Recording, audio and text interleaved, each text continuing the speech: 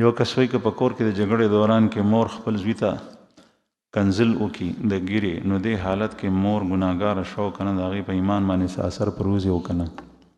ته د مور په باره کې دا تپوس کې چې هغې تا ته کنزل وکړه، خو د هغې د کنزلې وجه څه ده؟ تا مور تنګه کړې ده، دې حد ته دې راوستي ده چې هغې تا ته کنزل وکړه.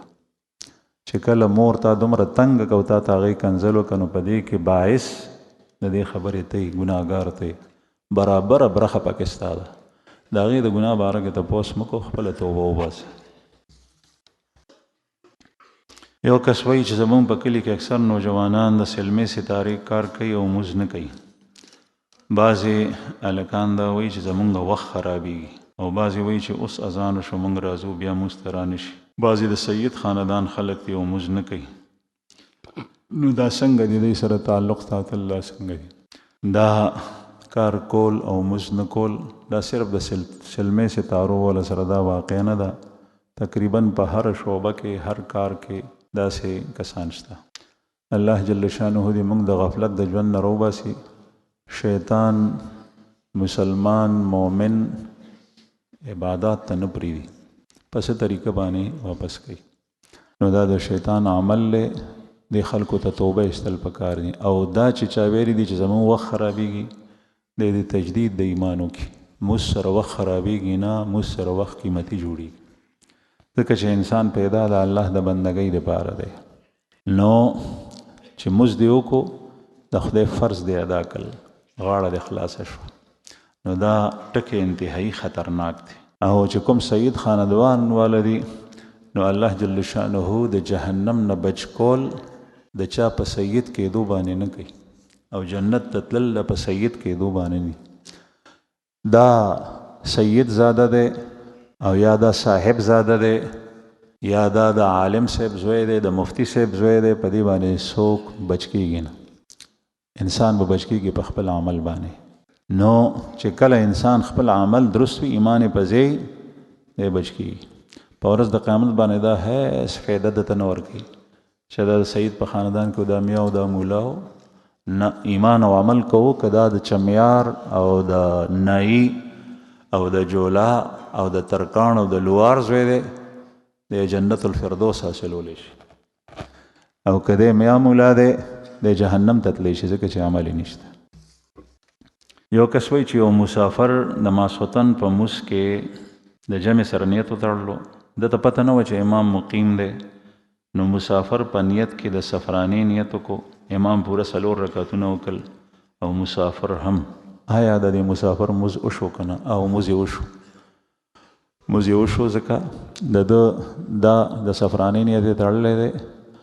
نو دا چې ځان ته وي کله یا مسافر امام پسې وي، نو بیا د سفرانې شي. چې کله مقیم پسې وي، نو که نیت یې دغه هم تړلی، مونځ یې کېږي. یو کس وایي چې ډاکټر اسرار صاحب هغه په یو بیان کې دا خبره کړې وه چې فضایل اعمال کتاب کې ډېر احادیث ضعیف دي. د دې راهنمایي وکړئ چې دا خبره څنګه ده. فضایل اعمال کې ضعیف احادیث شته، او چې چا فضایل اعمال لیکلی دی حضرت شیخ الحدیث مولانا محمد زکریا نور الله مرقده.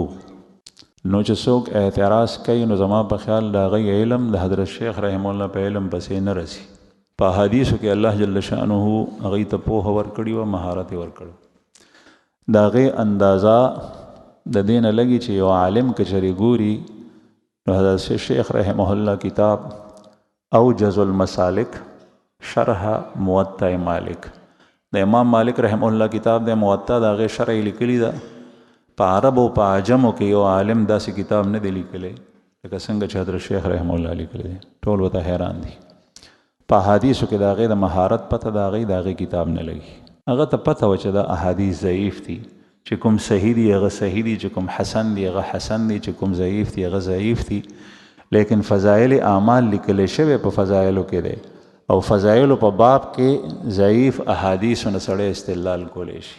یو کس تپوس کړی دی چې موبایل فون باندې د ویډیو کال په ذریعه د نکاح کولو شرعي حیثیت څه دی او د دې شرایط څه دي؟ پخوا چې کوم عالمانو، زمونږ امام ابو حنیفه رحمه الله هغه فرمایي چې الصوت یشبه الصوت، یو آواز د بل آواز مشابه جوړېدی شي. چې आवाज د بل आवाज سره مشابه کېږي نو دا پته بن لګي چې دا د واده زلمی دی او که بل څوک دی او دا هغه جنۍ دی چې نکاح تړي او که بل څوک ته نو مخامخ پکار دی او بل سره په دې طریقه نه د اسلافو مذهب دا نن سبا پکې دوه رایشته دی چې ته چا پسې ځې چا مفتي صاحب نه تپوس چا تپوس کړی دی چې په سمارټ فون کې تلاوت کول څنګه دي چې کله اودس نی او یا پروت وي ادب تقاضا دا ده چې تلاوت کله کې نو تلاوت ته په خپله خولې او ژبې سره کې نو پکار دا دی چې کښېنې لیکن که په ملاستي باندې کې نو هم کولی شي او بیا په ټلیفون کې تلاوت کول نو ستا په ژبه چې کوم تلاوت الفاظ د قرآن پاک راځي نو د هغې اجر تا ته شته یعنې د تلاوت د کولو خو په فون کې د قرآن پاک کې چې دننه تلاوت کې د هغې اجر نشته قرآن کریم مصحف په کاغذ باندې چې لیکلی هم په کورونو کې دی او په جماعتونو کې پروت دی په هغې باندې اجر یو شان دی او په فون کې هغه اجر نشته البته چې تلاوت په ژبه څه وخت کې نو اوس د دې تلفظ اجر شته تا ته خدای پاک نیکۍ درکوي او بله دویمه دا خبره ده چې ما بعضې داسې لیدلی دي چې قرآن پاک په موبایل کې بند کړی خو په هغې کې د کتابت غلطیانې او خطا راځي نو پوه سړی حافظ یا عالم خو باندې پوهیږي لیکن عموما چې کوم ډیر زیات په کثرت سره تلاوت نه کړي یا قرآن پوخ نه هغه پې نه پوهیږي هغه خطا کولی شي د دې نه ځان ساتل پکار دی او په دې کې د اغیارو سازش هم راتلی شي چې هغوی داسې طریقې سره یې ولیږي چې هغه د قرآن پاک خپل الفاظ او تلفظ نی او بل لاس لګول هغې ته بیا اودسه نو چې کله د قرآن پاک د موبایل په سکرین باندې وي شیشه باندې ښکاري بیا ورته لاس نشي لګولی او چې کله نی چې فنا شي تیاره پې راشي نو بیا لګولی شي بل تپوس یې کړی دی چې په قرآن پاک کې بعضې صورتونو کې اختلاف دی بعضې وایي چې دا صورت مکی دی او بعضې وایي صورت مدني دی د دې وجه څه ده د هغې وجه دا چې په هغې کې بعضې آیات هغه مدینه منوره کې نازل شوي بعضې آیات په مکه مکرمه کې نازل شوي نو دواړو طرف ته نسبت کیدی شي یو کس تپوس کړی دی که چېرې یو سړی د څه عذر مجبورۍ د وجې نه مدرسې ته نشي تللی د علم دین د حصول لپاره او دی په کور باندې د قرآن پاک تفاسیر او احادیث او د هغې شروعات مطالعه کوي چې علم حاصل کړي نو دې باره کې ستا څه رایه ده نو دا علم د دین داسې شی دی چې دا بغیر د استاز نه حاصلېږي او که بغیر استاز نه حاصل شي نو په هغې کې د خطا احتمال ډیر وي او که په لسو خبرو کې ته 9 خبرې ستا ذهن ته ټیک پرېوتې یو خبره خطا پرېوته او په هغې باندې عمل کې نو کار دی خراب شو نو د استاد نه تپوس کول ډېر ضروري دي باقي نن سبا هسې د اردو کتابونه شته دی آسان صورت کې په هغې مسلو باندې ډېر حده پورې سړی پوهېږي لیکن چې چرته قابل اشکال ځای راشي یا ستا شک او شبه پکې پیدا شوه نو بیا به تپوس خامخا کې یو امامو هغه به مونځ کولو خلکو ته نو څه وخت امامتي وکړه یو ځل بیا په مونځ کې خوځېدلې شروع کړل مونځ کې به خوځېدو لاس خپې ټول خوځېدو د کس ته نو یو څو مونځونه چې داسې وکړل یو څو ورځې نو یو مقتدي مخکې شو هغه ته تپوس کوي چې صاحب ته خو نن سبا مونځ کې خوځې دا ولې هغه ورته وایي چې حدیث میں آتا ہے حدیث په خپله کتلی او براہ راست هغه ته تپوس کوي چې حدیث میں کہاں آتا ہے نو هغه ورته د بخاري مترجم اخولو د اردو ترجمه په هغې کې حدیث مبارک خدا دے من ام قوما فلیخفف جو دوسروں کو نماز پڑھائے تو وہ ہلکے نماز پڑھائے چې کوم سړی بل ته مونځ ورکوي نو هغه دې یعنی کم قرات دی په مونځ کې کوي هلکې معنا سپک دی لیکن دلته مراد دا دی چې ډېر اوږد قرات پکې مه کو خلک مه تنګوه ډېر په رکوع کې دومره وخت تېر کړي چې خلک ستړي شي یا په قیام کې دومره وخت تېر کړي چې خلک تنګ شي رسول الله صلی الله علیه وسلم فرمایي چې امام ته دا پکار دی چې هغه قرات ډېر اوږد نه کوي نو هغې مسکین ته عربي نه ورتله او استاز یې ونه نو په خپله هغه ترجمه د حدیث کتلي وه نو هغه د حلقې په ځای باندې حلقې ویلي حلقې ټکې وی چې حلقې د دوسروں کو نماز پڑھائے تو وہ حلقې پڑھائے چې بل ته مونځ ورکوي نو خوځي را خوځي دي پکې نو وی حدیث میں آتا ہے اس لیے میں ہلتا ہوں نو بیا چا پوه کې چې دا خدای دې وبخه دا هل کې نه دی حل کې دی او فلیخفف معنا ده. نو دا احتمال د خپل مطالعې په وجه باندې شته. قرآن پاک او حدیث باندې ځان پویول دا آسان نه دي. د قرآن کریم شرع بغیر د احادیثو نه کی او د احادیثو زده کړه بغیر د لغت نه، بغیر د صرف نه، بغیر د نحو نه، بغیر د بدی نه، معانی نه، بیان نه، تاریخ نه، سیرت نه، د دې د واقفیت نه بغیر نه کیږي. چې عالم پسې بزید هغه نه به تپوس کوي. یو کس تپوس کړی چې میزان بینک کې د مضاربې اکاونټ خلاصول لا څنګه دي.